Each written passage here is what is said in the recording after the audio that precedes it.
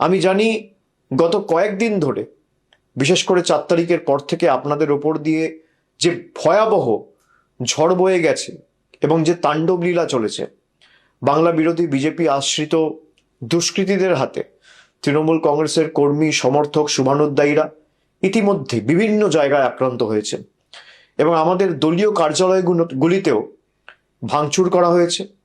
সব থেকে যন্ত্রণাদায়ক সেটা হচ্ছে রাজ্যের বিভিন্ন প্রান্তে নির্বাচন পরবর্তী হিংসায় যারা শান্তির বাণী শোনাতো তারা 4 তারিখে জোর জবরদস্তি ক্ষমতা দখল করার পরে আমাদের 10 জন একনিষ্ঠ সহকর্মীকে নির্মমভাবে হত্যা করেছে। এন্টালির তাপস নস্কর, নানুর বিধানসভার আবির শেখ, বেলেঘাটার বিশ্বজিৎ পটনায়ক, পূর্বস্থলী দক্ষিণের পিঙ্কু দেবনাথ, কুলপির মিঠুন সামন্ত, গোঘাটের সহদেব বাগ বা নারায়ণগড়ের বীরেন পাত্র বা সপ্তগ্রামের সোমনাথ ভট্টাচার্য এবং চাকদাহের তপন শিকদার, প্রায় 10 জন সহকর্মীদের আমাদের থেকে কেড়ে নিয়েছে, নির্মমভাবে হত্যা করেছে এই ভারতীয় জনতা পার্টির হাড়মাত জল্লাদরা। আমি তাদের বিদেহী আত্মার চিরশান্তি কামনা করি। তাদের শোকসন্তপ্ত পরিবার পরিজন এবং শুভাকাঙ্ক্ষীদের প্রতি আন্তরিক সমবেদনা জানাচ্ছি। তাদের এই অকাল প্রয়াণে কেবল শুধুমাত্র দলের ক্ষতি নয়, আমাদের সকলের ব্যক্তিগতভাবেও অপূরণীয় ক্ষতি বা ব্যক্তিগত শোক। দল সর্বদা তাদের পরিবারের পাশে থাকবে এবং যতদিন আমরা রয়েছি তাদের পরিবারের দায়িত্ব তৃণমূল কংগ্রেস পরিবার নেবে। জয় বা পরাজয় সমাজের যে কোনো বা রাজনীতির যে কোনো রাজ্য রাজনীতির অঙ্গ বা দেশের রাজনীতির অঙ্গ, কিন্তু জয়ী হওয়ার পর প্রতিহিংসা পরায়ণ হয়ে ওঠা আসলে চারিত্রিক দুর্বলতা নয় কি? আমি মনে করি এটা তাদের চারিত্রিক দুর্বলতার বহিঃপ্রকাশ। এই যে 10 জন প্রাণ হারালেন, তাদের রক্ত বৃথা যেতে দেওয়া যাবে না। তাদের আত্মত্যাগ আমাদের পিছু হাঁটার কারণ হতে পারে না, বরং তাদের দেখা স্বপ্নগুলি পূরণ করাই হবে আমাদের অন্যতম দায়িত্ব এবং আগামী দিনের শপথ। আমরা যেভাবে এই লুট করা দেখেছি, এই নির্বাচনে বিজেপি কাউন্টিং এর দিনে যেভাবে লুট হয়েছে, আমরা বিশ্বাস করি যে এই রায় মানুষের রায় হতে পারে না। মানুষ আমাদের যা রায় দেবে আমরা মাথা পেতে নেব, আমাদের কোনো অসুবিধা নেই। সে 80 হতে পারে, সে 8 হতে পারে, সে 10 হতে পারে, সে 50 হতে পারে, সে 100 হতে পারে, সে 200 হতে পারে। কিন্তু 100-র বেশি আসনে কাউন্টিং এর দিন যেভাবে একতরফা লুট করেছে কেন্দ্রীয় বাহিনীকে ব্যবহার করে, আমরা নিশ্চিতভাবে আগামী দিন বিচার ব্যবস্থার কাছে বিচার চাইব। আমরা ইতিমধ্যে দাবি করেছি কাউন্টিং সেন্টারগুলোর ফুটেজ রিলিজ করা হোক।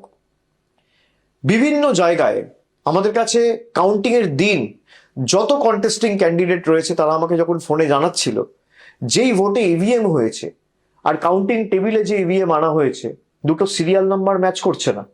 যখন রিটার্নিং অফিসারকে বলা হচ্ছে, রিটার্নিং অফিসারের কাছে কোনো উত্তর নেই, তখন কেন্দ্রীয় বাহিনীকে ডেকে তৃণমূলের এজেন্টদের মেরে বের করে দেওয়া হচ্ছে, তৃণমূলের ইলেকশন এজেন্টের কার্ড ছিঁড়ে দেওয়া হচ্ছে, কন্টেস্টিং ক্যান্ডিডেটদের কার্ড ছিঁড়ে দেওয়া হচ্ছে, কাউন্টিং হল থেকে বার করে দেওয়া হচ্ছে।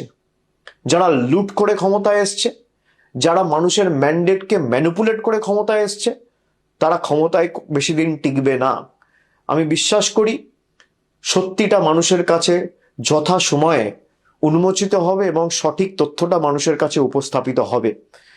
যারা জোর জবরদস্তি কেন্দ্রীয় বাহিনীকে কাজে লাগিয়ে, কেন্দ্রের অফিসারদের কাজে লাগিয়ে, মাইক্রো অবজারভার কেন্দ্রের, কাউন্টিং সুপারভাইজার কেন্দ্রের, কাউন্টিং হলে যারা আছে তারা কেন্দ্রের, আর বাইরে যারা গার্ড করছে কেন্দ্রীয় বাহিনী কেন্দ্রের, এবং একাধিক জায়গায় যেখানে সারা দিন ধরে ভোট হয়েছে, মেশিনে যেখানে 60%, 65%, 50%, 55% চার্জ রেকর্ড হয়েছে, আমাদের কাছে তথ্য রয়েছে, সেই মেশিন কাউন্টিং হলে আনার পর দেখা যাচ্ছে 96%, 97% চার্জ।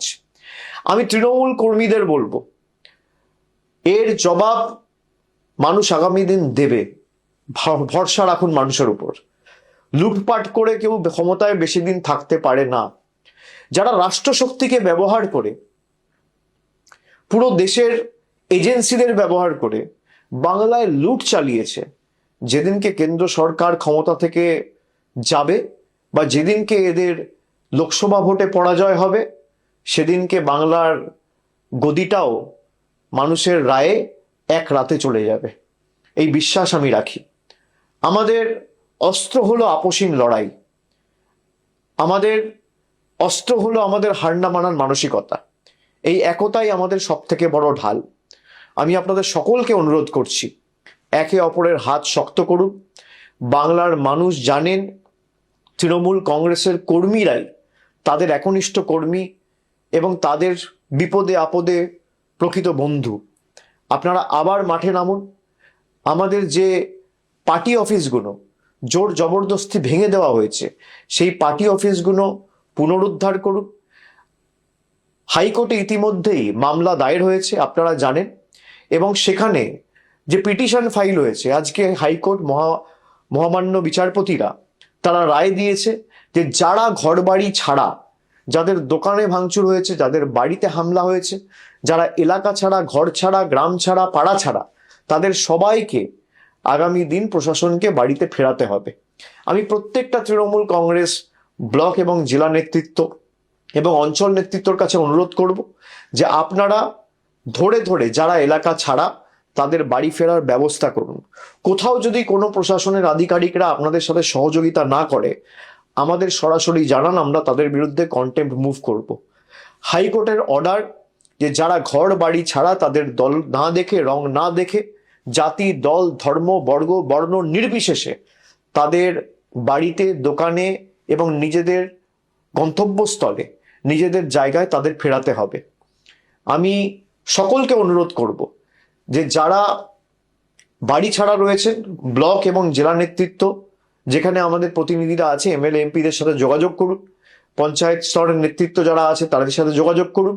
আর যেখানে সমস্যা হবে আমাকে সরাসরি জানান।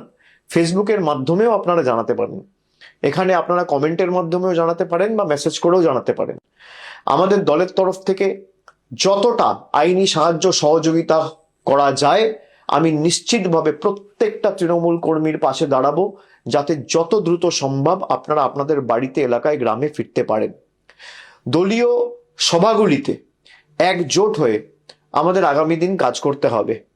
আমাদের পতাকাটা যখন জোড়া ফুল এবং আমাদের লড়াই সংগ্রামের মধ্যে দিয়ে যখন জন্ম, তখন মাথায় রাখতে হবে আমাদের পতাকাটা আবার সসম্মানে খুব শীঘ্রই আকাশে ওড়ানোর দায়িত্বটা প্রত্যেক তৃণমূল কংগ্রেস কর্মী সমর্থককে নিতে হবে।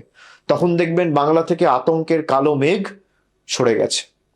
জেলা সভাপতি ও জেলা নেতৃত্বদের নিয়ে মিটিং, সভার আয়োজন আপনারা করুন, কিন্তু সেখানে কেউ কোনো উস্কানিমূলক কথা বলবেন না। এটা আমাদের কৃষ্টি সংস্কৃতি নয়। আমাদের সভা হবে শান্তির বার্তা, সম্প্রীতির বার্তা, ঐক্যের ডাক দেওয়ার জন্য। দলীয় কর্মীদের বলবো, আপনারা শক্ত থাকুন, দল আপনাদের পাশে আছে।